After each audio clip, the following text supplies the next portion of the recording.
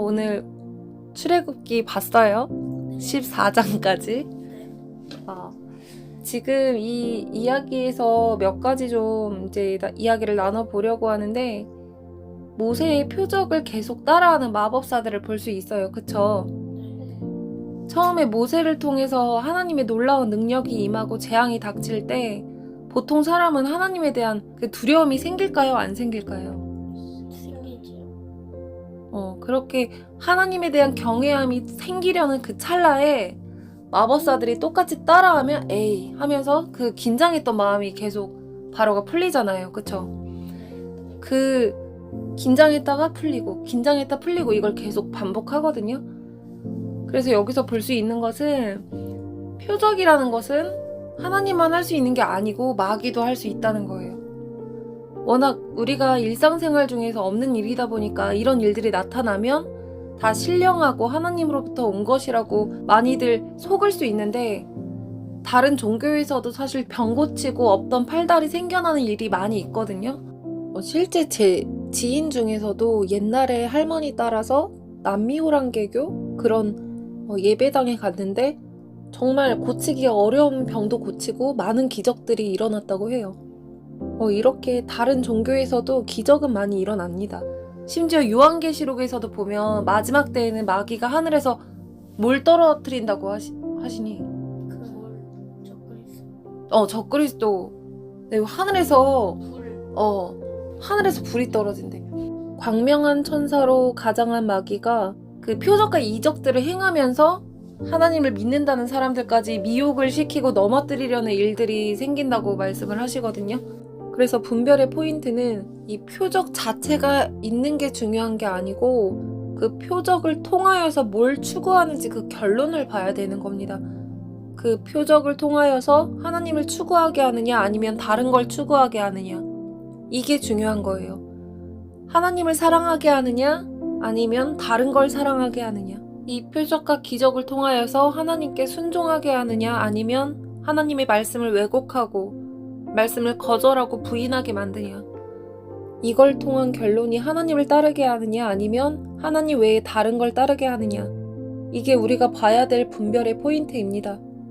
표적이 있냐 없냐 그게 중요한 게 아니고 어떠한 표적이냐, 표적이 크냐 작냐 이런 게 중요한 게 아니고 표적을 통하여서 이끄는 결론이 뭐냐, 이 결론이 중요한 겁니다. 말씀으로 천지를 창조하신 분이죠. 하나님은 죽은 자를 살리시는 분이죠. 이 하나님이 죽은 자 몇천 명을 한 번에 살려도 우리에게는 놀라운 일이겠지만 하나님 입장에서는 아무것도 아닙니다.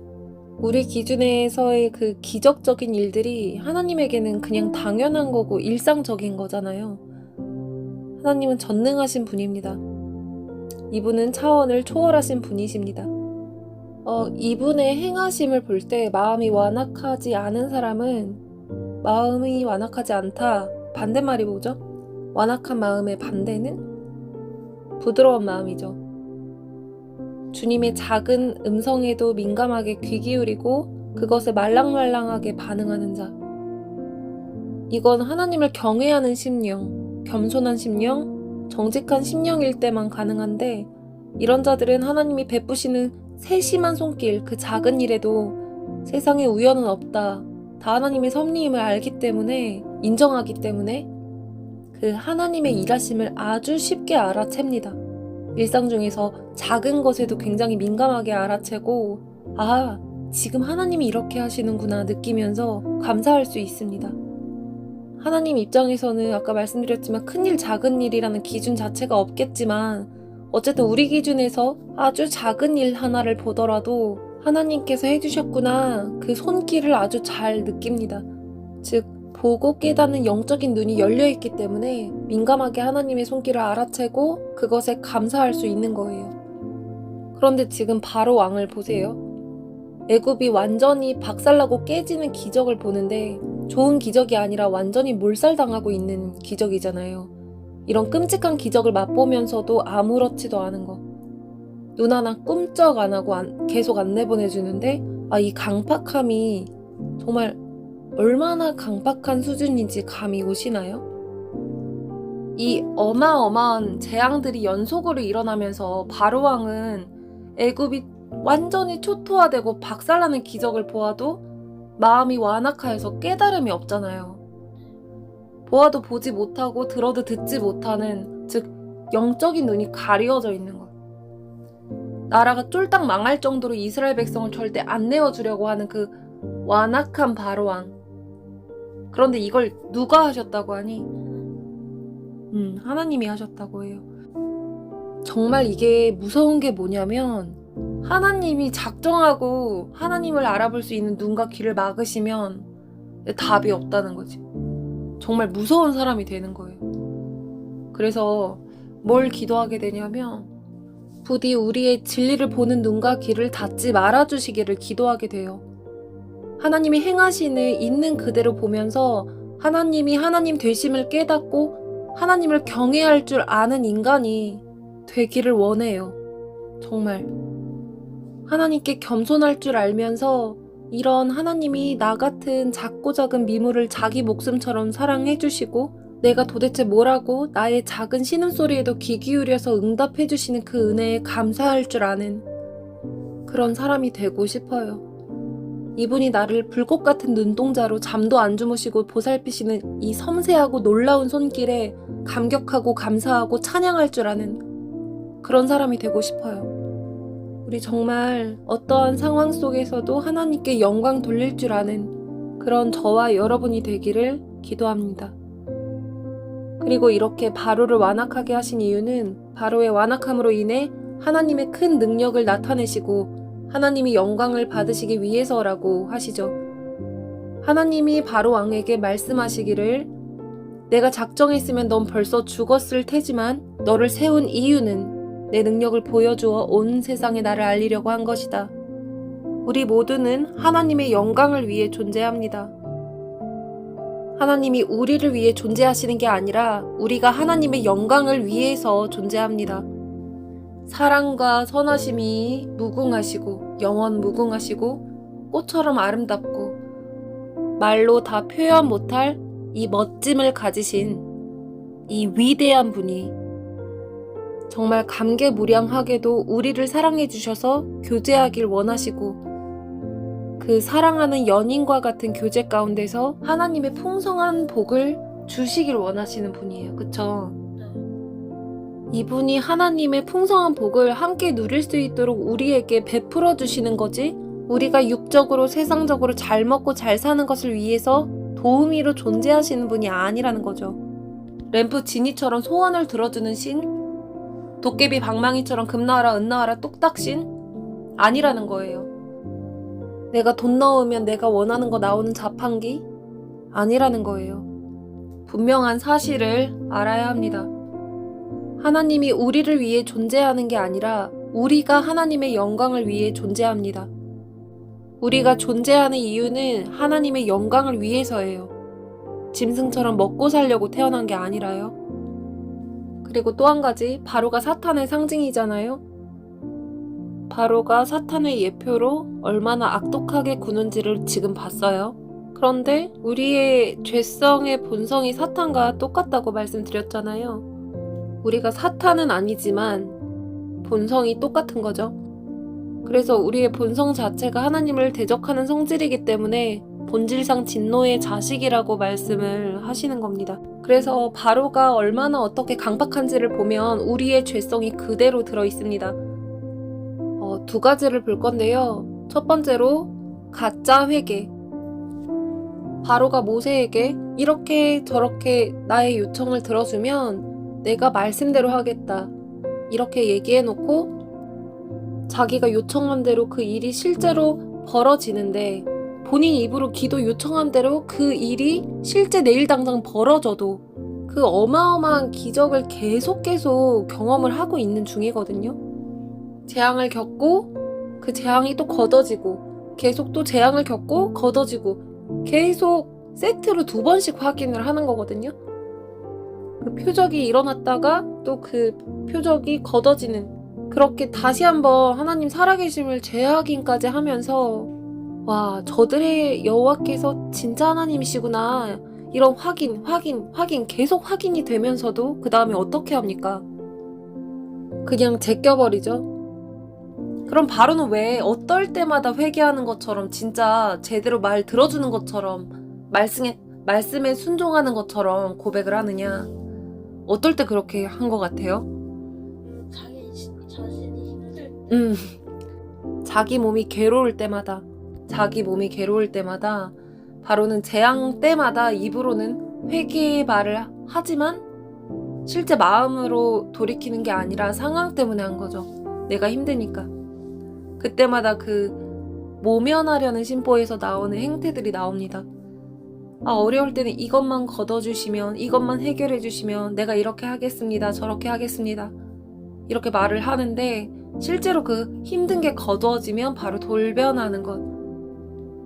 이렇게 바로가 얼마나 강팍한지를 보면 우리의 죄성을 잘 알 수 있습니다. 화장실 들어갈 때 나올 때 마음 다른 그 인간 본연의 죄성의 본성이 사탄과 똑같다고 말씀을 드리는 거예요. 그리고 두 번째로 믿는 구석. 내가 아직 살만하겠다. 이거 있으면 된다 하는 하나님 말고 다른 걸 의지하고 붙잡는 것들이 있잖아요.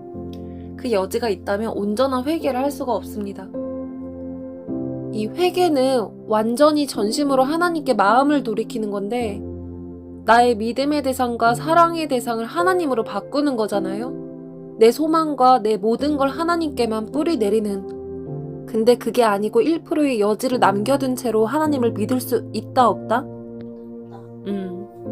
아무리 작은 그 좁쌀만한 여지라고 해도 믿는 구석이 1%라도 있으면 믿을 수가 없어요. 그 1%의 여지가 내 중심의 실체이거든. 그래서 하나님 말씀 앞에 지금 당장 마음으로 순복되어 있는 게 아니면서도 예배드리고 기도하고 눈물 흘리면서 회개까지 할 수 있어요. 겉으로 볼 때는 아무 문제가 없어 보일 수 있어요. 그러나 마음속 중심은 하나님이 아닌 다른 것들을 더 중요하게 두고 다른 것들을 사랑하고 있는 상태라면 이런 상태면 말씀하시는 본질 그대로 순복할래야 할 수가 없죠. 그런데도 나는 지금 잘못한 게 아니야. 나는 괜찮아. 이렇게 생각해야 마음이 편하기 때문에 어떻게 하냐면 합리화 작업이 들어가요. 그 나를 약간 찝찝하게 만드는 그 포인트, 그걸 무마시키기 위해서 다른 핑계거리들을 하나씩 걸어놓게 되는데 그 핑계를 하나님의 말씀으로 대는 경우도 생기죠.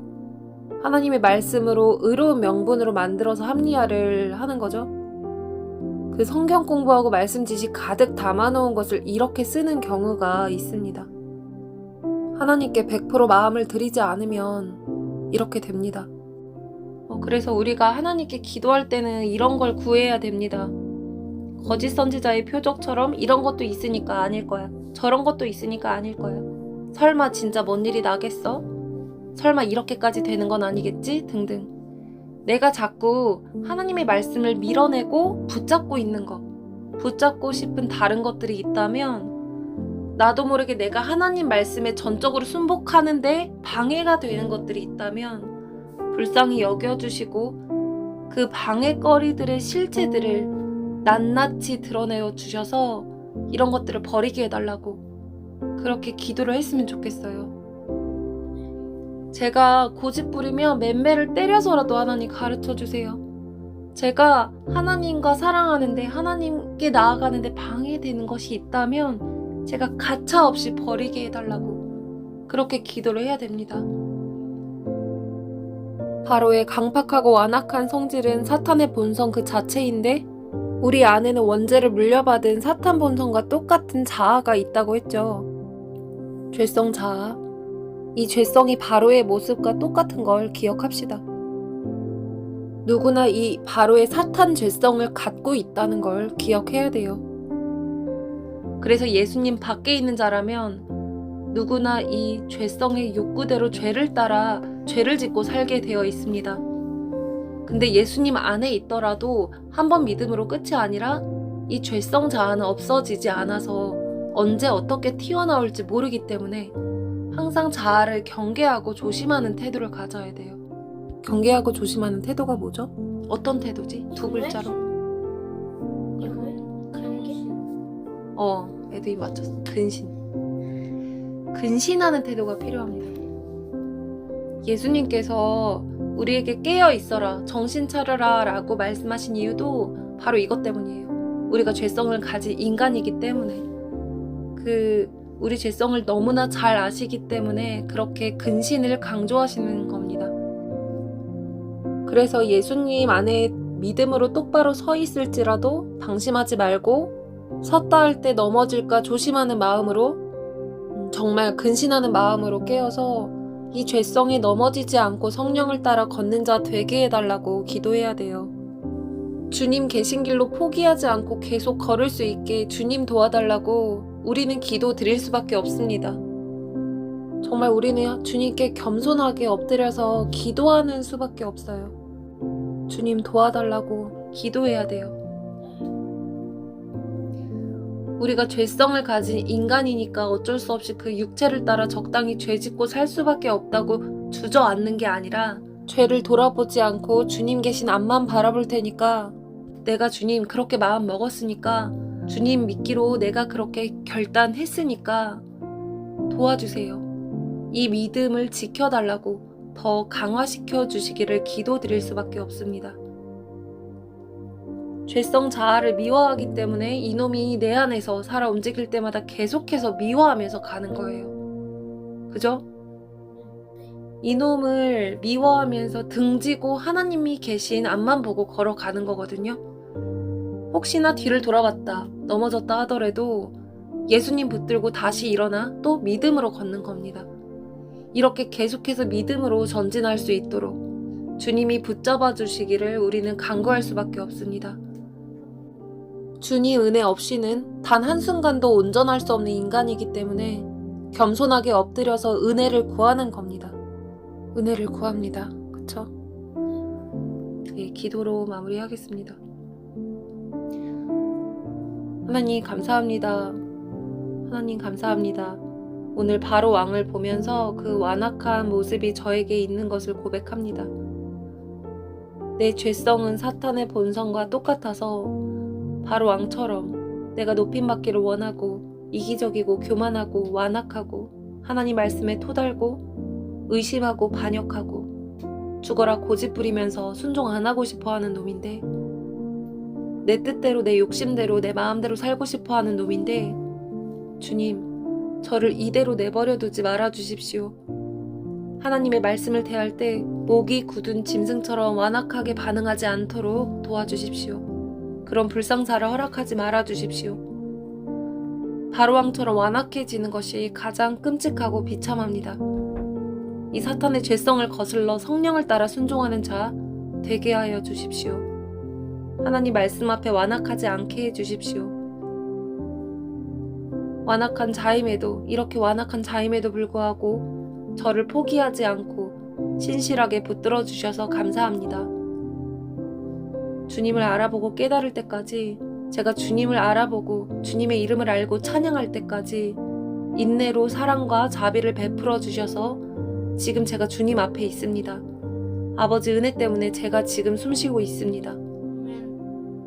주님, 제가 내 영광을 위해 내 인생을 사는 것이 아니라 주님의 영광을 위해 주님께 내어드린 인생을 살게 하여 주시옵소서.